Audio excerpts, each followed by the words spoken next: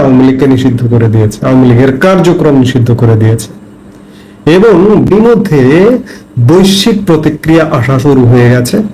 যেমন গতকালকে ভারত, যুক্তরাষ্ট্র, চীন, রাশিয়া তাদের প্রতিক্রিয়া ব্যক্ত করেছে।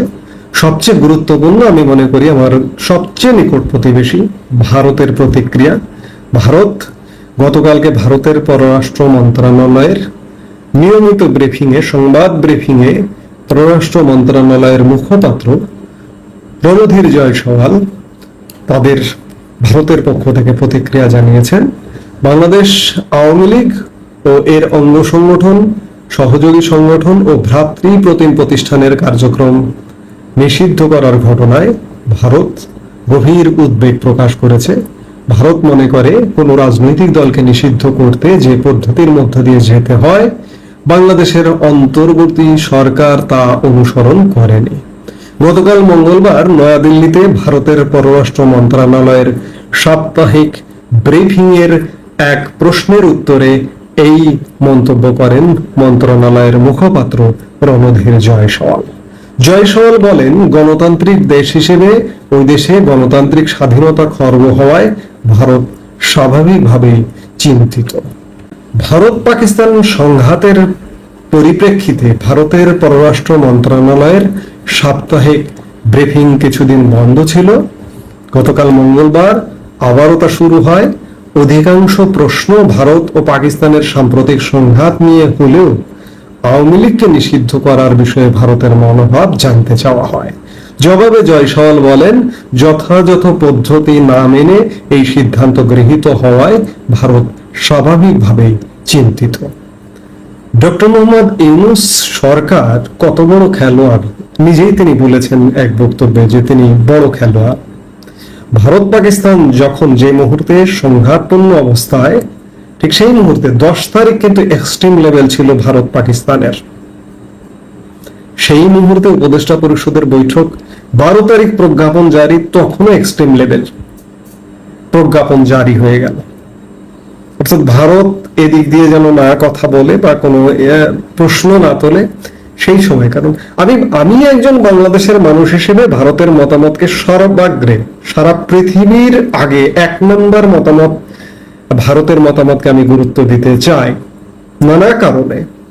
আপনি যদি একটু খোলা মন নিয়ে একটা নিউট্রাল নিরপেক্ষ জায়গায় দাঁড়িয়ে বসে যদি চিন্তা করেন যে ভারত বাংলাদেশের জন্য কতটা গুরুত্বপূর্ণ, সেই জায়গায় আপনি ভারতের মতামতকে গুরুত্ব দেবেন।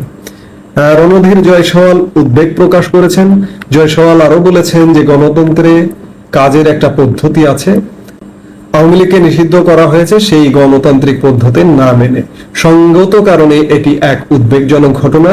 গণতান্ত্রিক দেশ হিসেবে ভারত স্বাভাবিক কারণেই উদ্বিগ্ন, কারণ এর মধ্য দিয়ে গণতান্ত্রিক স্বাধীনতা খর্ব করা হয়েছে এবং সেই কারণে বাংলাদেশের রাজনৈতিক পরিসর সংকুচিত হয়ে যাচ্ছে। জয়সওয়াল এ প্রসঙ্গে ভারতের পুরনো মনোভাব স্মরণ করিয়ে দিয়ে বলেন, আমরা চাই বাংলাদেশে দ্রুত, সুষ্ঠু, অবাধ ও সবার অন্তর্ভুক্তিমূলক নির্বাচন অনুষ্ঠিত হোক। জয়সওয়ালের মন্তব্যের জেরে বাংলাদেশের একজন খুব বিখ্যাত প্রেস সচিব আছেন, তিনি একটা পাল্টা জবাব দিয়েছেন গতকালকে। তিনি বলেছেন বাংলাদেশের নির্বাচন অভ্যন্তরীণ ব্যাপার এবং ইত্যাদি বিভিন্ন কিছু বলেছেন। অর্থাৎ তিনি তার বক্তব্যের মাধ্যমে এটাই বোঝাতে চেয়েছেন যে এটি নিতান্তই বাংলাদেশের ব্যাপার, ভারত এটি নিয়ে নাক গলাতে পারে না। তার বক্তব্যের সারমর্ম এটি।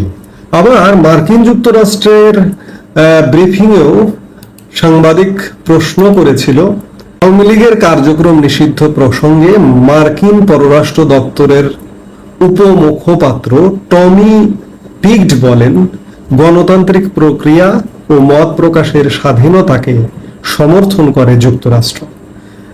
সেটিও ঘটেছে গতকালকে মঙ্গলবার ওয়াশিংটন ডিসিতে নিয়মিত ব্রিফিংয়ে আওয়ামী লীগের কার্যক্রম নিষিদ্ধ করা নিয়ে সাংবাদিক দস্তগীর জাহাঙ্গীর যুক্তরাষ্ট্রের মতামত জানতে চাইলে এসব মন্তব্য করেন টমি পিগড। টমি পিগড বলেন, আমরা জানি যে বাংলাদেশের অন্তর্বর্তী সরকার বিচার শেষ না হওয়া পর্যন্ত আওয়ামী লীগের যাবতীয় কার্যক্রম নিষিদ্ধ করেছে। আমরা বাংলাদেশের কোনো একক রাজনৈতিক দলকে সমর্থন করি না। আমরা একটি মুক্ত গণতান্ত্রিক প্রক্রিয়া ও প্রত্যেক ব্যক্তির জন্য ন্যায়সঙ্গত ও আইনি আচরণে বিশ্বাস করি। টমি পিট আরো বলেন, আমরা বাংলাদেশ সহ সব দেশের প্রতি আহ্বান জানাই তারা যেন মত প্রকাশের স্বাধীনতা, শান্তিপূর্ণ সমাবেশ ও সব সংগঠনের স্বাধীনতাকে সম্মান করে। এটা বাংলাদেশ সহ সব দেশের প্রতি যুক্তরাষ্ট্রের আহ্বান। অর্থাৎ আমরা মোটা দাগে ভারত এবং মার্কিন যুক্তরাষ্ট্রের মতামত পেলাম যে মার্কিন যুক্তরাষ্ট্র বলল যে সব সংগঠনের এবং শান্তিপূর্ণ সমাবেশের স্বাধীনতা যেন খর্ব করা না হয়, এটি মার্কিন যুক্তরাষ্ট্র সমর্থন করে। অর্থাৎ আওয়ামী লীগের যে নিষিদ্ধ করা হলো কার্যক্রম, এই নিষিদ্ধর বিরুদ্ধে মার্কিন যুক্তরাষ্ট্রেরও অবস্থান। একই সাথে চীন, রাশিয়া তারাও প্রতিক্রিয়া জানিয়েছে যে আওয়ামী লীগের নিষিদ্ধ কার্যক্রম নিষিদ্ধ করাকে উদ্বেগ প্রকাশ করেছে। এই নিষিদ্ধের মাধ্যমে আসলে কার্যত আবারও সেই একই একটা পদ্ধতিতে চলে গেল, একতরফা নির্বাচন। আমি কথার শুরুতেই বললাম যে বাংলাদেশে দ্বিদলীয় রাজনীতি বিদ্যমান, অন্যান্য দল আছে, সেগুলো ছোট রাজনৈতিক দল, সেগুলোর সংসদে প্রতিনিধিত্ব থাকে সীমিত। সেই জায়গা থেকে প্রধান দুই রাজনৈতিক দল আওয়ামী লীগ এবং বিএনপি। কিন্তু ইতিমধ্যেই আওয়ামী লীগের কার্যক্রম নিষিদ্ধের মাধ্যমে এবং নির্বাচন কমিশনে নিবন্ধন বাতিলের মাধ্যমে আওয়ামী লীগকে নির্বাচনে অংশগ্রহণ থেকে বিরত রাখবার একটি ষড়যন্ত্র করা হয়েছে। এটি নিঃসন্দেহে একটা একদলীয় ব্যবস্থা বা এক পাক্ষিক ব্যবস্থার দিকে গেল। আমাদের নিশ্চয়ই মনে আছে, আমরা ভুলে যাইনি যে আওয়ামী লীগ বিগত 16 বছর ক্ষমতায় ছিল। বিগত 2014 নির্বাচন, 2018 নির্বাচন, 2018 নির্বাচনে সব দল অংশগ্রহণ করেছিল। বিশেষ করে গত 2024-এর 7 জানুয়ারি যে আওয়ামী লীগটা নির্বাচন করেছিল, সেটি একদম একতরফা নির্বাচন। আওয়ামী লীগ সেই কাজটি ভালো করেনি, কারণ সব দলের অংশগ্রহণ নিয়ে নির্বাচনটা করা উচিত ছিল। সেটি নিঃসন্দেহে একটা একদলীয় একপাক্ষিক নির্বাচন করেছে। বাংলাদেশ আবারও সেই পথেই ধাবিত হচ্ছে, একদলীয়।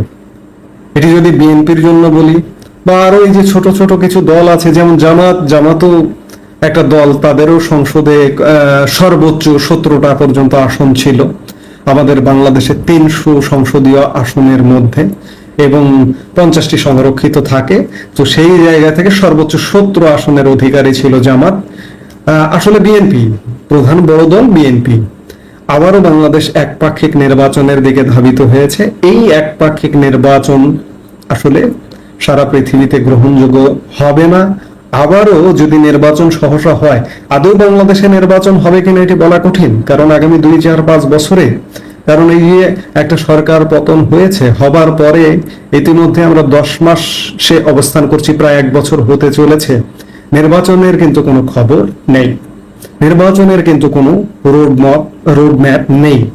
সেই জায়গায় আমার মনে হয় না যে আগামী 2-1 বছরের মধ্যে এই অন্তর্বর্তীকালীন সরকারটি নির্বাচন করতে চাইবে, সেটাই মনে হচ্ছে। কিন্তু যদি নির্বাচনটি হয়, তাহলে এখানে সব দলের অংশগ্রহণের সুযোগ থাকছে না।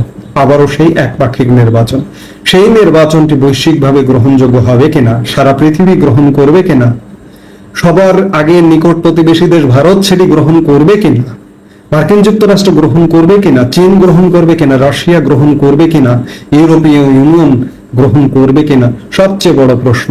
অর্থাৎ বাংলাদেশ সংকট থেকে বেরোতে পারলো না, সংকট কাটিয়ে উঠতে পারলো না। বাংলাদেশে যে একটা সুষ্ঠু স্বাভাবিক রাজনৈতিক ধারা, এটি আদেও কখনো হবে কিনা সে ব্যাপারে যথেষ্ট সন্দেহ সংশয় আছে। আজকে বাংলাদেশের স্বাধীনতার 54 বছর পেরিয়ে গেছে। এই 54 বছর বয়স হয়েছেও বাংলাদেশে একটা সুষ্ঠু স্বাভাবিক ক্ষমতার পট পরিবর্তন আমরা দেখতে পাচ্ছি না। বড়ই দুঃখের, বড়ই কষ্টের, বাংলাদেশবাসীর জন্য অবশ্যই কষ্টের। সেই জায়গা থেকে আমি প্রশ্ন করছি যে বৈশ্বিক চাপ ডক্টর ইউনূস সরকার ঠেকাবে কিভাবে, কিংবা এইভাবে নিষিদ্ধ করে ডক্টর ইউনূসকে একটা নির্বাচন করতে পারবে কিনা। আদৌ ডক্টর ইউনূসের সরকার টিকে থাকবে কিনা, সেই প্রশ্নগুলো এসে যাচ্ছে। এখন এই প্রশ্নগুলোর উত্তর পেতে হলে সামনের দিনগুলোতে আমাদের দেখতে হবে আগামী নিকট ভবিষ্যতে কি ঘটতে যাচ্ছে, সেটি দেখবার জন্য আমাদের অপেক্ষা করতে হবে। এই মুহূর্তে এ পর্যন্তই। সবাই ভালো থাকুন।